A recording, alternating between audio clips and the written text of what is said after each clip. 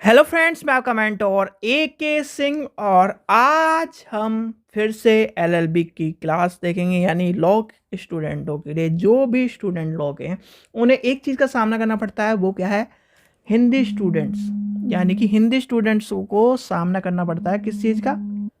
तो क्या है, हिंदी स्टूडेंटों को बहुत सारी चीज़ों का सामना करना पड़ता है कि उन्हें नोट्स नहीं मिलते, सारे नोट्स इंग्लिश में हैं और कहीं ना कहीं चीज़ों को समझ में नहीं आते, इसलिए उनके नंबर कम रह जाते हैं।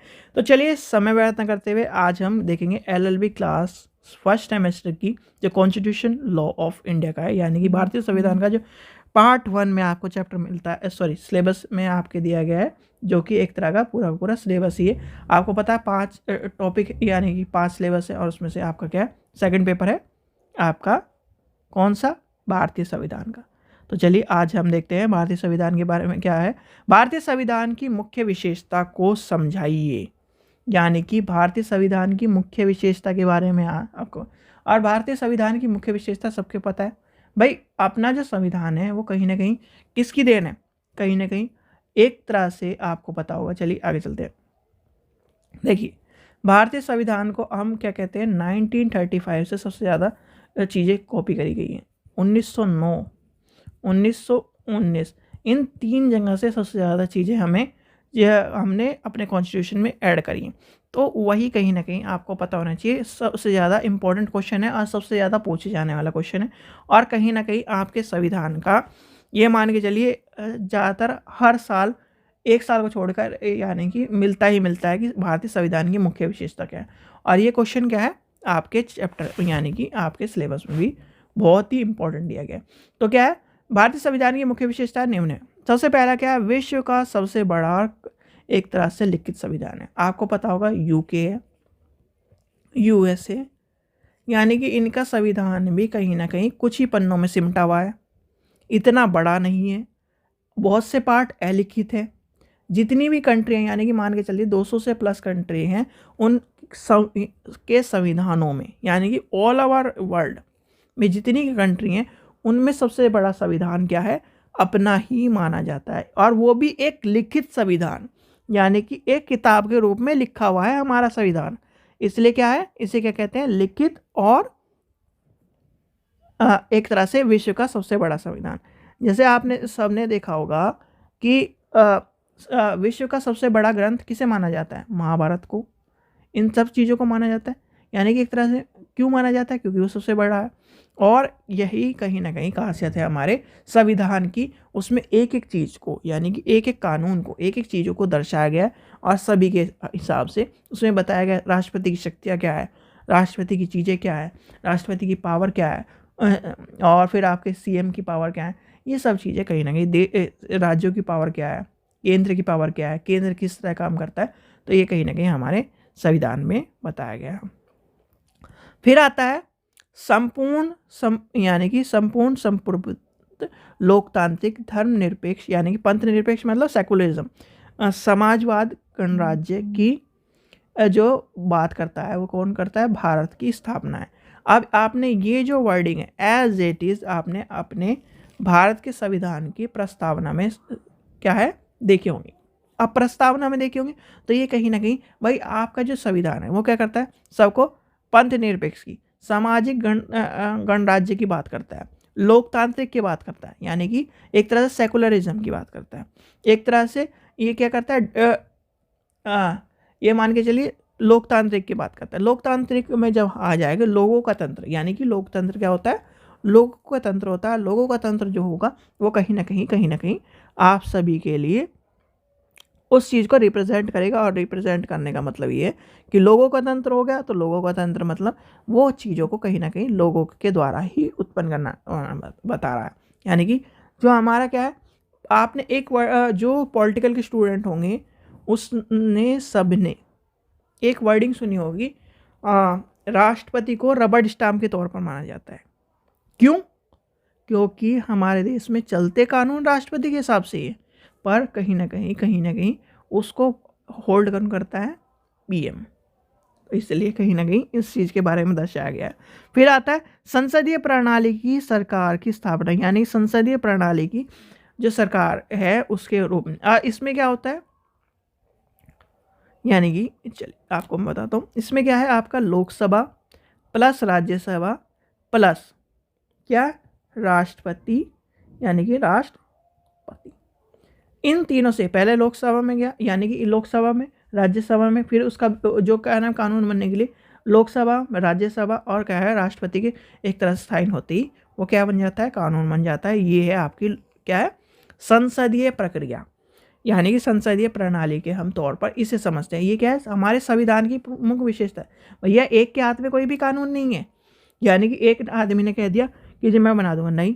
संसद के जो और व्यक्ति है, यानी कि 520 के आसपास जो व्यक्ति है, 500 प्लस जो व्यक्ति है, वो क्या कह रहे हैं, हम तो नहीं मानने इस शर्त को, ये कानून कहीं ना कहीं अधूरा है, तो वो क्या होगा वहीं के वहीं रद्द हो जाएगा।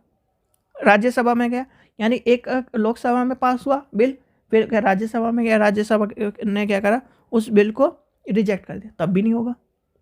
तो ये कहीं ना कहीं आपको पता होनी चाहिए सब चीज़ें। और कुछ जो बिल होते हैं वो कहीं ना कहीं राज्यसभा भी उस पर चैलेंज नहीं कर सकती। और वो कौन से बिल होते हैं, कमेंट सेक्शन में मुझे बताइए कि वो कौन से बिल हैं जिसको राज्यसभा भी रोक के नहीं रख सकती, उसे आगे क्या करना पड़ेगा, पास करने के लिए भेजना ही पड़ेगा। तो वो कौन से बिल हैं वो भी आपको बताने हैं। अभी हम क्या करते हैं, विशेषता पढ़ते हैं, फिर आपको मैं आगे वो भी बताऊंगा, ठीक है। चलिए आगे चलते हैं, नेक्स्ट देखते हैं। फिर आता है आपका द्विसदनात्मक विधानमंडल की स्थापना, जिसमें क्या है आपको मैंने बताया भाई आपके जो है ये संसद की संघीय व्यवस्था में केंद्र विधानसभा में मंडल में लोकसभा और राज्यसभा की बात आती है, यानी कि एक वर्ड और ऐड कर देते हैं हम, राष्ट्रपति। क्यों, क्योंकि भाई इस लोकसभा क्या है जिसे हम चुनते हैं, राज्यसभा आपको पता है किस तरह चुनी जाती है। यानी कि लोकसभा और राज्यसभा का जो कॉन्सेप्ट है वो हमारे यहाँ इसलिए रखा गया है क्योंकि ये क्या है लोगों के द्वारा, यानी कि लोगों के द्वारा चुन के आ रहे हैं। लोकतांत्रिक तभी तो माना जाएगा, लोगों ने क्या करा जी मुझे इस आदमी पे क्या है, इस आदमी को चुनना है, इस ये क्या है जो खड़ा हो रहा है कैंडिडेट, मैं इस को चुनूंगा अपने क्या है, अपने जो मेरे कार्य हैं वो उसे प्रतिबिंब एक तरह से दर्शाने के लिए, मेरी क्या है सुरक्षा को दर्शाने के लिए इस चीज़ को क्या है। और दो सदमात्मक का मतलब ये है कि एक व्यक्ति क्या है, जैसे आप कह राजा है, राजा ने कह दिया, आज कह दिया कि ये काम नहीं होगा, तो उसका क्या है वो एक तरह से वो माना जाएगा दो सदनात्मक नहीं, वो एक सदनात्मक, यानी कि एक सरकार वाला काम होगा। तो एक सरकार वाला हमारे यहाँ नहीं है, तो यह हमारे यहाँ दो सदनात्मक, यानी कि जो पावर है लोकसभा और राज्यसभा के में व्यवस्थित है। फिर है पूर्व वयस्क मताधिकार की जो व्यवस्था है, यानी कि यहाँ पर क्या है, यहाँ पर आपको कहा गया है जो जितना भी बच्चा जितना भी व्यक्ति है 18 वर्ष का, जो व्यक्ति जो 18 वर्ष पूर्ण कर चुका है, यानी कि 18 वर्ष को की एज को प्राप्त कर चुका है, वो सभी क्या करें, अपने वोट को यूज़ करें और सरकार को क्या करें, चुने। और सरकार को चुनने का उनका उद्देश्य क्या है कि इसीलिए कहा गया है, दूसरा वर्डिंग क्या है, लोकतांत्रिक, यानी कि लोकतांत्रिक सरकार का उद्देश्य क्या है, लोगों के द्वारा चुना गया। और 18 वर्ष का व्यक्ति क्या है, एक तरह से चुनने योग्य माना गया है सरकार को। पर एक अभी मैं आपको एक कॉन्सेप्ट बताऊं, हंसी का विषय भी है और वो कहीं ना कहीं देखो, वोट देने के लिए, मैरिज करने के लिए, ठीक है, तो कहीं ना कहीं जो जैसे आपको ने बहुत सारे मीम्स भी देखे होंगे कि सरकार को भी पता है वोट देने का अधिकार 18 साल में मिल जाना चाहिए, पर सरकार क्या है 21 साल तक ये कहती है भाई अपना सचेत रह लो, चीज़ों को जान लो, तभी क्या करो, शादी को करो। इसलिए क्या है 21 साल में उसको हक मिलता है, ठीक है। चलिए आगे चलते हैं, नेक्स्ट देखते हैं। फिर आता है मूल अधिकार। मूल अधिकार यानी कि फंडामेंटल राइट्स, ठीक है। मूल अधिकार होते हैं, मौलिक कर्तव्य होते हैं। जो मूल अधिकार हैं वो कितने हैं आपके, बता सकता है कोई? देखो आपको ठीक है, तो इसमें क्या आएगा, मूल अधिकार में आपको पता हो सबको, जो एक अधिकार था यानी कि जो संपत्ति का अधिकार था 301, यानी कि 300A में आपको मिलता था, वो कहीं ना कहीं अब 300A में है। पहले क्या था, वो क्या आपके मूल अधिकार में थे। और वो कौन कौन से अधिकार हैं आपको पता होना चाहिए। 6 अधिकार हैं हमारे। संपत्ति का समानता का अधिकार, स्वतंत्रता का अधिकार, संपत्ति के रखने का अधिकार जो क्या है समाप्त हो गया। अब 300A यानी कि 301 में पहुंच गया। तो यानी कि 300 मतलब 300A मान के चलिए या 1 मान के चलिए, ठीक है। फिर आता है शोषण के विरुद्ध अधिकार, धार्मिक स्वतंत्रता का अधिकार, शिक्षा एवं सांस्कृतिक अधिकार और संवैधानिक उपचार का अधिकार, जिसमें क्या है आपके संपत्ति का अधिकार कौन सा होता है। संपत्ति का अधिकार यानी कि संपत्ति का अधिकार जो है आपका लैप्स हो चुका है, जो पहले था।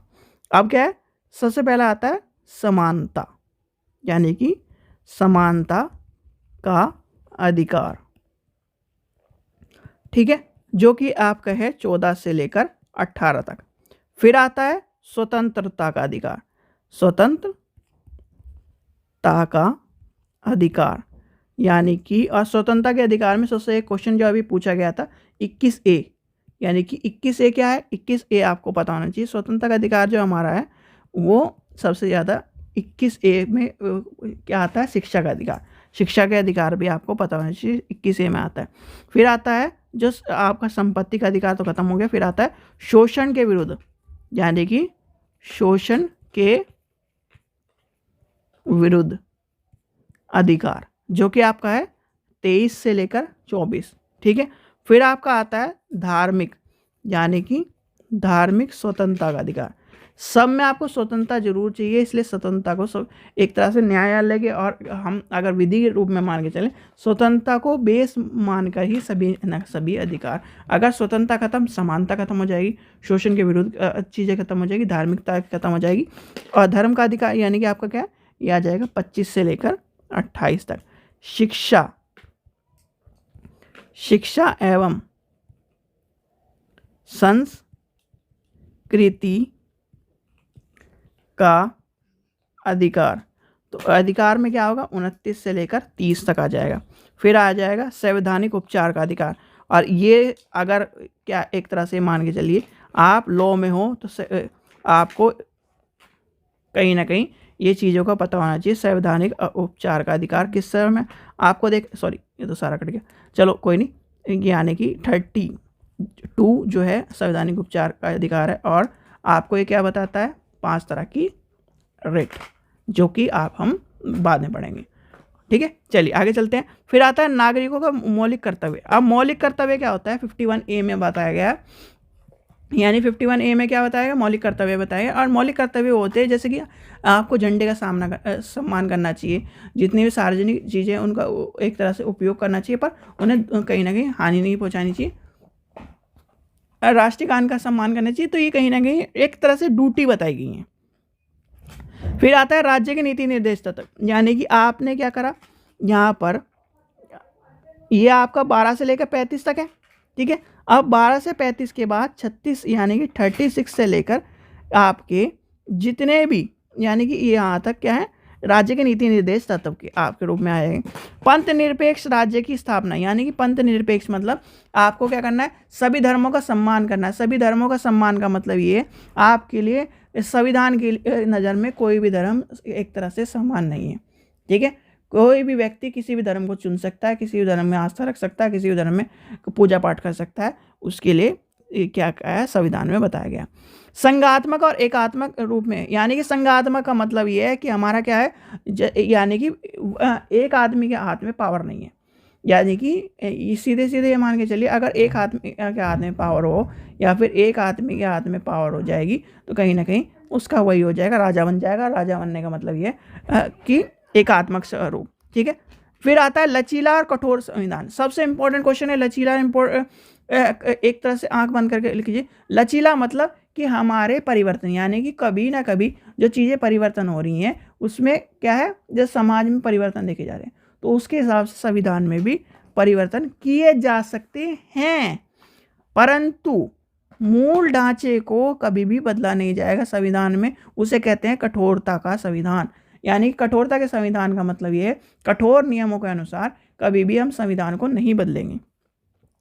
स्वतंत्र न्यायपालिका की स्थापना। स्वतंत्र न्यायपालिका की स्थापना मतलब ये है कोई भी बड़ा नहीं है, कोई भी छोटा नहीं है, कोई भी कुछ नहीं है, जाओ और कोर्ट के आगे खड़े हो जाओ, जी मेरे इस अधिकार का हनन हुआ है, मेरे संविधान में जो ये अधिकार दिए गए हैं उसका हनन किया गया है, वो न्यायालय क्या कहेगा, आपकी स्वतंत्रता है आपके पास, उसकी न्यायालय की क्या करेगा, आपको उसका न्याय दिलाएगा।